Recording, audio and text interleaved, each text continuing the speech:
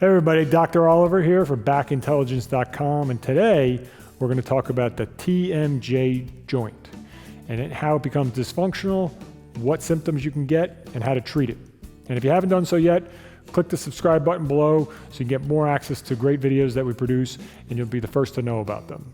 So your TMJ, or your temporomandibular joint, is essentially the joint where your jaw connects to your skull.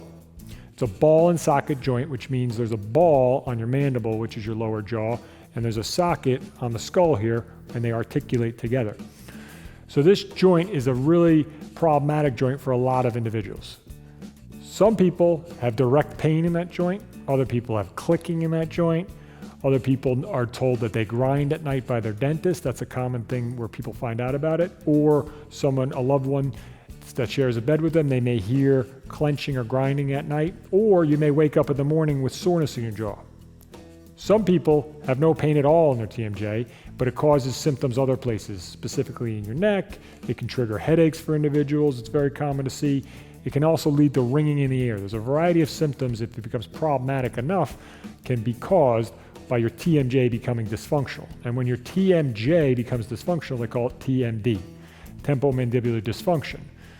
So if someone has temporomandibular dysfunction, generally we're going to see abnormal tension in muscles in the jaw. So there's a few muscles that control chewing and opening and talking and everything with your jaw, and there's direct ways that you can address these. So this TMD, or this temporomandibular dysfunction, has a high correlation to postures, and namely forward head posture. So most individuals sit with their head or stand with their head too far forward.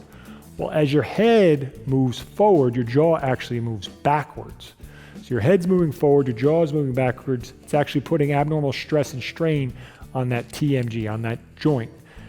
So a big part of the puzzle here is correcting that postural position. So just basically getting your head back in line over your body. So preventing this. So if you're at your computer all day and your head is going forward a lot, you have to look out for that, because that's a big reason you're having TMJ issues. So work on those basic chin tucking exercises, or centering that head over your shoulders and preventing that head from drifting forward, because that's a big cause. And if you don't address that, you're always going to have irritation at that TMJ joint. Like I said, posture has a high correlation to TMD, or temporomandibular dysfunction. We're not going to get into the nuances of correcting posture and all that. We have lots of videos you can reference back to. Just take a look at other videos. But again, we're working on that forward head posture.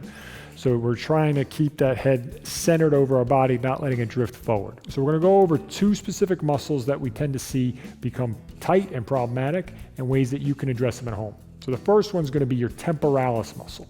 So your temporalis muscle is actually on the side of your head, kind of where your temple is. So if you take your hands and just put them on both sides of your head and just clench your teeth gently, you'll feel a muscle pop out right about here. It's a relatively big muscle on the side of your head, but generally you're going to feel it pop out right about your temple.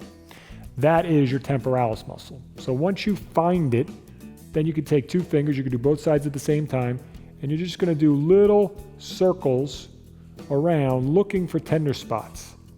And again, if you find a little nodule, a little spot that's tender, you can kind of hang out on it for about 5-10 seconds and then move on.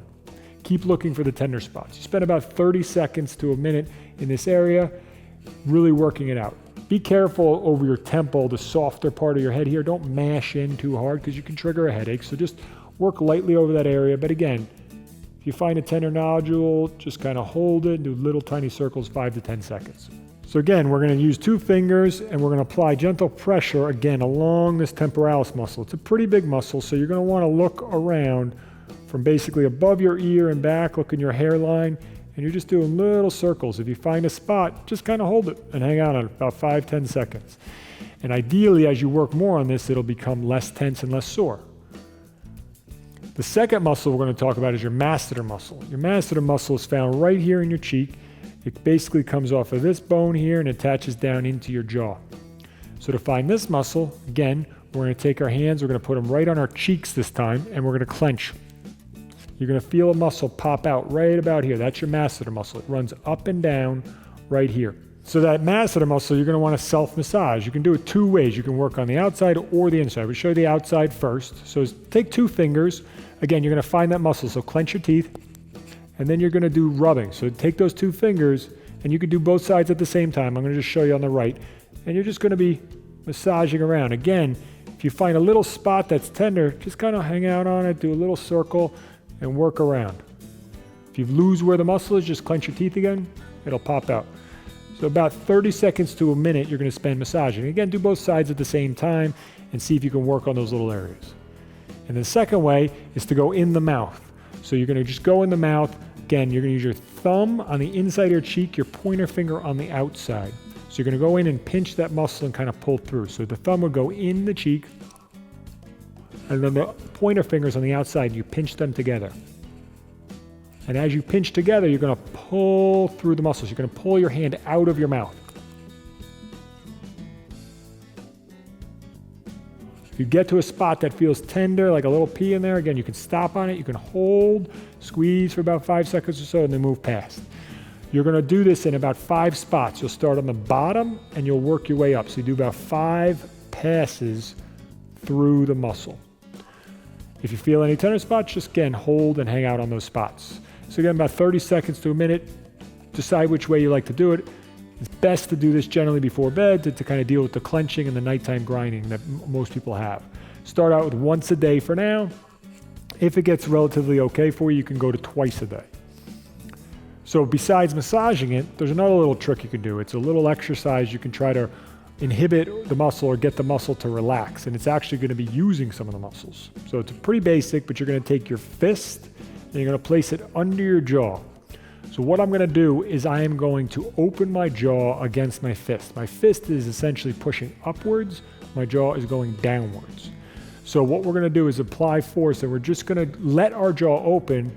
So we're not maximally pushing up. We're going to let our jaw open, but just resistance. So we're going to hold. And we're going to do that 5 times.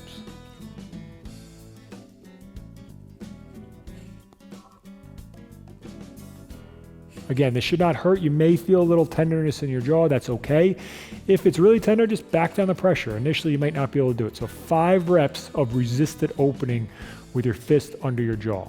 So we're just going to open that up, trying to really reduce. You may notice as soon as you're done with that, you feel a lot less tension in your jaw itself. So you can do this once or twice a day, especially towards the end of the day after you've been sitting and holding those abnormal postures where your head's forward.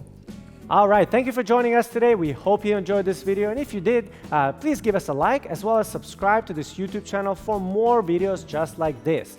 Now, if you'd like to get 3 video exercises that we've done with Dr. David Oliver that will help you to correct some of that forward head, those rounded shoulder, that kyphosis that we're all suffering from today because we're looking down at our phones, we're hunched over our computers all day. So these exercises are meant to correct your posture. So if you'd like to get them, they're completely free.